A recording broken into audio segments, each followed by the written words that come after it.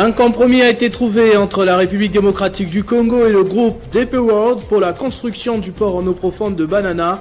Les deux parties se sont mis d'accord sur certaines clauses de la convention. La Cour constitutionnelle et l'Assemblée nationale ont à leur tour donné leur accord pour l'état des sièges décrété par le président de la République ce jeudi. Les gouverneurs militaires s'installent déjà dans les provinces du Nord Kivu et de l'Ituri. Probablement une des retombées à la riposte musclée promis par le président de la République pendant que des otages ont retrouvé la liberté en Ituri. Des groupes armés se disent prêts à se rendre dans le Nord Kivu. Vous suivrez les détails dans ce journal. Mesdames et messieurs, bonjour. Construction du port en eau profonde de Banana, un compromis a été trouvé sur certaines clauses de la convention qui lie la République démocratique du Congo au groupe DP World, spécialisé dans le commerce international et la construction des terminaux maritimes. Dans les clauses de renégociation, le chef de l'État mise sur la transparence dans la réalisation de ce projet. Au cours d'une brève cérémonie, ce mercredi à la Cité de l'Union africaine, les directeurs des cabinets du chef de l'État, Guylain Niembo pour la partie congolaise et M. Soali Alibana, directeur Afrique du groupe DP World, chargé de construire le nouveau port de Banana, ont signé un accord sur la révision de certaines clauses du contrat signé entre les deux parties. Au total, 34 clauses et sous-clauses ont été revues en tenant compte des intérêts de la République démocratique du Congo et des pertinentes orientations du chef de l'État, Félix-Antoine Tshisekedi Tshilombo, sous la transparence dans la réalisation de ce projet. Un nouveau contrat revu et corrigé sera signé dans les prochains jours pour permettre les débuts effectifs des travaux du nouveau port des Banana. Signé en mars 2018, la convention sur la construction du port en eau profonde de Banana a expiré le 23 mars 2020, sans le moindre début des travaux. Cet accord a été reconduit pour une durée de 18 mois. Après cette signature, les directeurs Afrique du groupe DP World et sa délégation ont rencontré le président Félix Tshisekedi pour lui faire part de cette avancée. Au sortir de cette audience, M. Soali a fait part de sa satisfaction pour cette nouvelle étape franchie. Les travaux de construction du port des Banana devraient durer 2 ans, selon lui. La construction du port en eau profonde à l'embouchure du fleuve Congo devrait, à coup sûr, favoriser l'accostage des grands navires et autres porte-containers. Elle devrait favoriser la création d'emplois et maximiser les recettes domaniales et fiscales de l'État congolais. La Cour constitutionnelle a déclaré conforme à la Constitution la mesure de l'état de siège dans les provinces du Nord Kivu et de l'Ituri décrétée par le président de la République, Félix Tshisekedi. Dans le même contexte, à l'Assemblée nationale, le président de la Chambre, Christophe Mbosso, a mobilisé tous les élus nationaux au soutien indéfectible aux forces armées de la RDC. Quant au peuple, c'est le moment idéal de s'unir pour faire face efficacement à l'ennemi. Après la proclamation de l'état des sièges par le président Félix-Antoine Tshisekedi Tshilombo, le président du bureau de l'Assemblée nationale, Christophe Mbosso Nkodia, a saisi l'occasion, consacrée naturellement à l'examen de la proposition de loi portant organisation et fonctionnement de l'ordre des géologues en République démocratique du Congo, prononcer un discours pour soutenir les mesures présidentielles portant sur l'état des sièges dans les provinces de l'Ituri et du Nord Kivu. Une manière pour Christophe Mbosso Nkodia d'appeler le peuple congolais à l'unité derrière les forces armées de la République démocratique du Congo pour une victoire finale sur 140 groupes armés qui écument l'Est de la République démocratique du Congo. Pour Christophe Mbosso Nkodia, les mesures présidentielles s'inscrivent dans les cadres légaux de la Constitution, spécialement en ses articles 59, 85, 144 et 145. Face à ce péril, a fait savoir Christophe Mbosso Nkodia, le devoir de la représentation nationale est d'accompagner le chef de l'État dans sa lourde mission de restaurer la paix, sauvegarder l'indépendance nationale, l'intégrité du territoire et la souveraineté de la RDC. À en croire Christophe Mbossonkodia, la représentation nationale reviendra sur cette question sur pied de l'article 144 alinéa 5 de la Constitution et de l'article 23, 29 et 30 du règlement intérieur dans les 30 jours pour décider de la prolongation éventuelle du régime d'état de siège. Dans la seconde partie de son adresse, Christophe Mbossonkodia annonce le consensus obtenu par son bureau autour de la gestion des commissions parlementaires. Et cela après concertation avec les présidents de groupes parlementaires, notamment proches de l'opposition. S'agissant de la proposition de loi sur l'ordre des géologues, l'auteur du projet, le député national Gary Sakata, en a présenté l'économie générale avant qu'un débat ne soit engagé. Et des propositions ont été avancées pour un enrichissement. Somme toute, la proposition a été déclarée recevable par la plénière et envoyée à la commission PAJ pour le toilettage et examen approfondi. À l'issue de cette plénière, au cours de laquelle une proposition de loi en faveur de l'ordre des géologues avait été votée, quelques députés rencontrés par notre équipe ont confié leur détermination à venir à bout de cette souffrance qu'endurent les populations depuis des années. Ils se disent prêts à soutenir toute initiative concourant au retour de la paix dans la région. Nous venons de terminer notre mandat au sein du gouvernement, du tout premier gouvernement après l'alternance politique, le gouvernement Ilunga Ilunkamba. Et après cette incompatibilité, les dispositions du règlement intérieur de notre Assemblée disposent à ce que, quand vous terminez l'étape de l'incompatibilité, vous pouvez regagner bonnement. Donc aujourd'hui, pour nous, c'est une fierté. Donc, AG Matembo rentre ici, maintenant prend le statut d'un député national terminator pour mieux contrôler le gouvernement des Warriors. Donc pour nous, les sentiments, c'est les sentiments de joie parce que dorénavant, nous allons montrer que l'Assemblée nationale est un organe qui doit se faire respecter, comme aujourd'hui les gens craignent plus l'IGF que les députés. Travaillons pour la République. Si nous voulons de l'évolution du pays, le développement du pays, nous devons passer par des réformes. Et là, pour moi, je considère ça comme étant une réforme allant dans le sens d'aider à l'accroissement des recettes du budget, ainsi qu'à la traçabilité de nos minerais ou des autres ressources naturelles. Parce que les géologues jouent un rôle très important dans l'exploitation ou dans les études de faisabilité qui conduisent aux différents permis dans le domaine minier. Nous avons trouvé ça inopportune, une proposition inopportune, dans la mesure où on ne peut pas tout régler à travers une loi, ce qui relève même du domaine réglementaire. Lorsque vous regardez la loi sur le code minier renvoie ça à un domaine réglementaire. Le ministre du Genre, Famille et Enfants a échangé ce jeudi dans son cabinet de travail avec une délégation des femmes victimes et rescapées des guerres en territoire de Béni-Boutembo. Gisèle Ndaya Luceba a promis de faire une descente dans cette partie du pays afin d'apporter soutien et réconfort aux femmes et aux enfants. Victimes de toutes sortes d'atrocités, égorgements, viols, déplacements massifs des familles entières, des villages incendiés, des champs confisqués par les groupes armés, cette délégation composée de 6 organisations dont 5 féminines et une religieuse, toutes de Béni-Boutembo, a rencontré ce jeudi 6 mai 2021 la ministre du Genre, Famille et Enfants.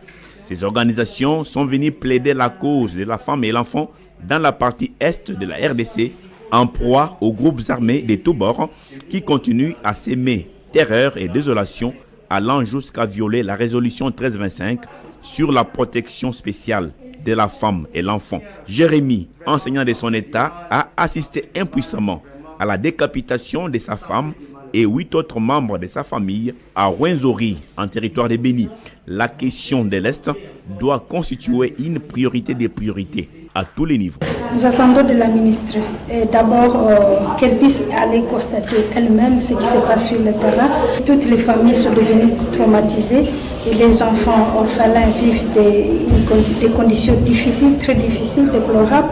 Les femmes veuves ne sont pas encadrées. En tant qu'épouse, mère et surtout militante des droits de la femme, Gisèle Ndaya Luceba a pris l'engagement ferme de faire les déplacements des régions concernées au nom du gouvernement de la République pour apporter un soutien aux victimes et rescapés de cette barbarie. Au niveau de la sous-région, la ministre du Genre, Famille et Enfants a d'ores et déjà plaidé pour l'implication des différents acteurs dans le processus du retour de la paix dans la partie est de la RDC.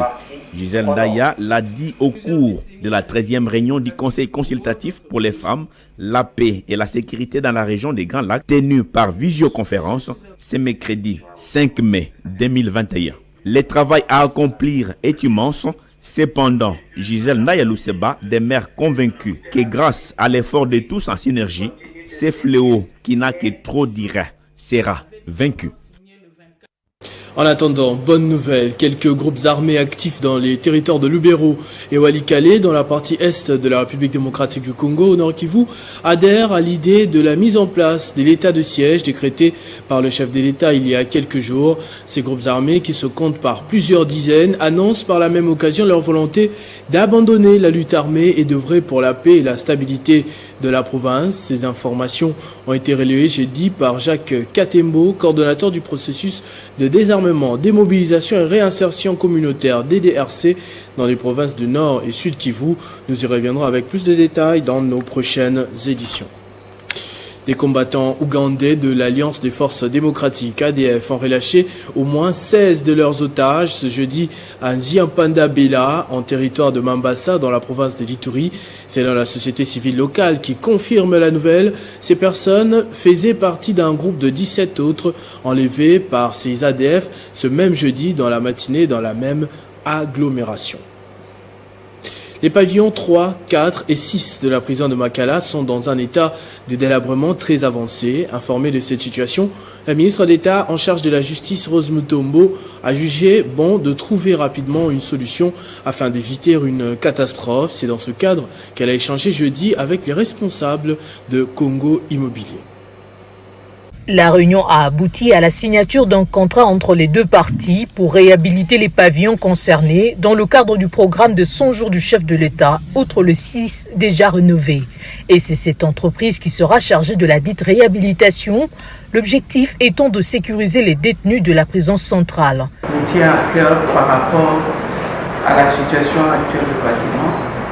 La République avait signé un contrat avec votre entreprise, deux entrepreneurs qui devraient réhabiliter cette prison. La société qui est en train de réhabiliter, qui évolue bien, notamment Comico, et qu'il y a danger qu'il y ait plus. Le responsable de Konimo a exprimé la disponibilité de son entreprise à entamer les travaux. Concernant le projet d'extension de la prison de Makala, la garde des Sceaux a affirmé la possibilité d'avoir d'autres sites pour construire une nouvelle prison afin de permettre aux détenus de vivre dans les bonnes conditions. 12 députés provinciaux, membres du Front commun pour le Congo, ont dénoncé la violation des lois de la République et du règlement intérieur de cet organe dans la procédure notamment du bureau et de la déchéance du chef de l'exécutif. Ils en appellent à l'implication du président de la République lui-même en tant que garant du bon fonctionnement des institutions. Notre non-participation aux plénières est due à la violation des lois de la République et de notre règlement intérieur légalement avalisé par la Cour constitutionnelle. À ce sens que le bureau actuel de notre Assemblée provinciale a été installé dans l'irrégularité et violation des textes légaux.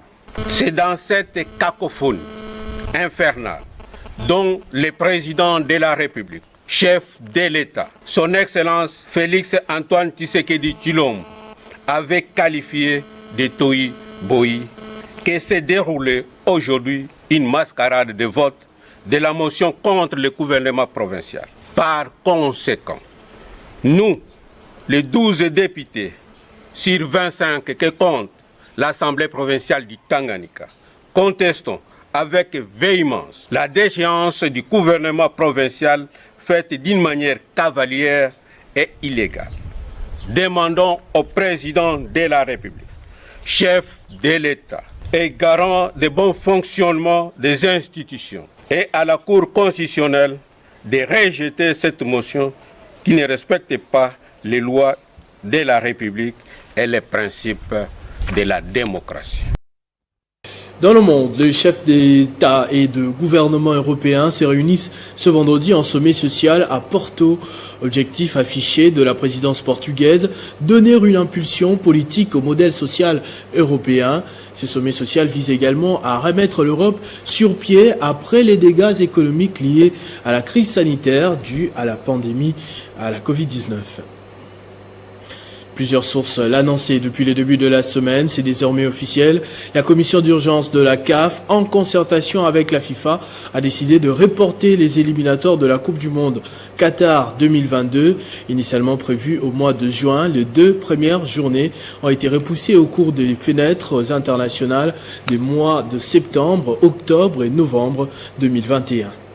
La prise en compte des défis que représente la gestion de la pandémie de Covid-19 et les soucis de garantir des conditions de jeu optimales pour toutes les équipes participantes, voilà les raisons à l'origine de ce report. Dans un communiqué, l'instance fêtière de football continental promet de réévaluer son protocole afin d'améliorer la mise en œuvre des contrôles liés à la Covid-19, notamment les tests d'avant-match qui ont fait controverse au cours de précédentes fenêtres. Outre la Covid-19 qui a perturbé les choses, il y a aussi les contraintes organisationnelles provoquées par la non-homologation des stades de 22 pays sur les 56 à travers le continent. Selon le calendrier actualisé de la CAF, les 2 premières journées de ces éliminatoires se joueront en septembre, les 3e et 4e journées en octobre et les 2 dernières journées au mois de novembre. Le report de ces éliminatoires pourrait alors permettre à l'État congolais de réactiver les travaux de modernisation du stade de Martyrs de la Pentecôte qui n'était pas sur la liste des stades répondant aux normes. Pendant ce temps, la Fédération congolaise de football association élargit ses bases afin de doter le pays d'un sélectionneur national à la hauteur de ses ambitions. La fédération qui avait jeté son dévolu sur les sélectionneurs belges, Hugo Bross, a vu ses calculs être chamboulés après que ces derniers a signé avec le Bafana Bafana d'Afrique du Sud. Ce journal est terminé, je vous en rappelle tout de suite les principaux titres. Un compromis a été trouvé entre la République démocratique du Congo et le groupe DP World pour la construction du port en eau profonde de Banana. Les 2 parties se sont mis d'accord sur certaines clauses de la convention.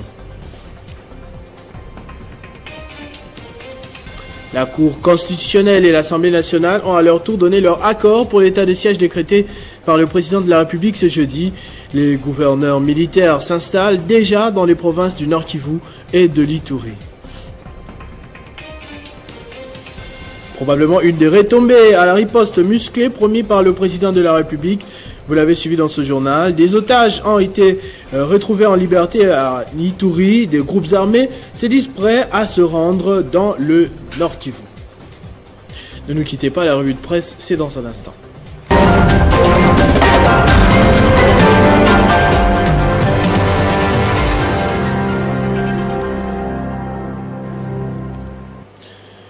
La lecture transversale des journaux a été faite par Jenny Kaembe qui va me rejoindre de l'autre côté du plateau. Bonjour et bienvenue Jenny. Bonjour Christopher Ochokoum, bonjour à tous. À la une de l'actualité, vague d'indignation après la destitution de Zoé Kabila dans le Tanganyika. C'est le sujet à la une dans pratiquement tous les journaux.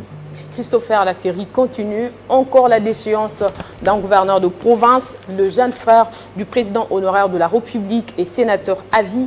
Zoé Kabila vient d'être déchu par 13 députés de l'Assemblée provinciale du Tanganyika, membres de l'Union sacrée pour la nation. Sur les 25 députés qui comptent cet organe délibérant de la province, les députés provinciaux sont-ils en train d'ouvrir la porte à l'ingouvernabilité des provinces, s'interroge la prospérité. Récemment, Félix Tshisekedi avait exprimé son ras-le-bol face à ce comportement observé dans bon nombre des assemblées provinciales, poursuit la consoeur. Pour un oui ou un non, tel est débarqué, avait fait remarquer le chef de l'État aux élus du peuple de l'Union sacrée, complète la prospérité.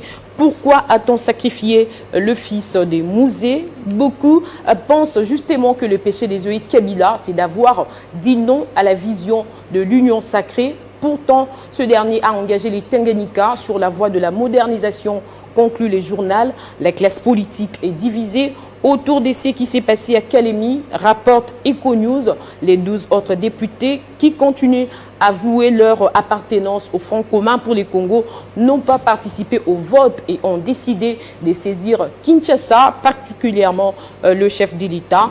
D'après un analyste politique repris par Forum des As, 26 000 $ seraient sortis du trésor public pour éjecter Joseph Kabila de la tête du gouvernement provincial du Tanganyika. On va passer à l'Ouganda à présent. L'ex-commandant de la LRA, Dominique Ongwen, condamné à 25 années d'emprisonnement par la CPI.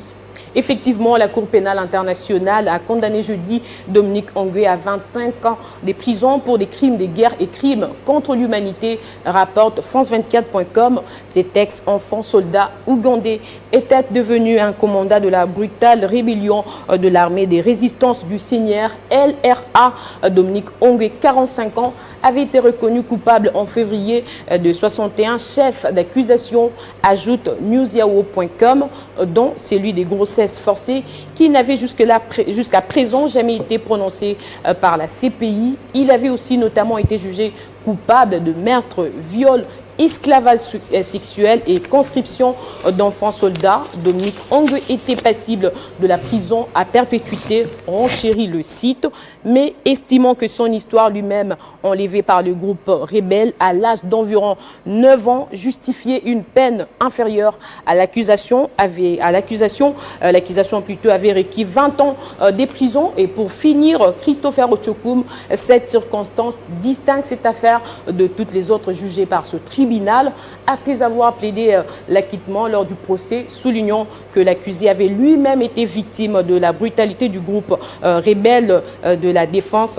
La défense plutôt avait demandé lors de cette audience de déterminer plutôt la peine de 10 ans. Merci beaucoup Jenny Kaembe pour tous ces titres. Merci à vous autant. À tous et à toutes également, merci de votre attention soutenue. Restez fidèles au programme de votre chaîne Télé 50. Vivez heureux, vivez 100 ans.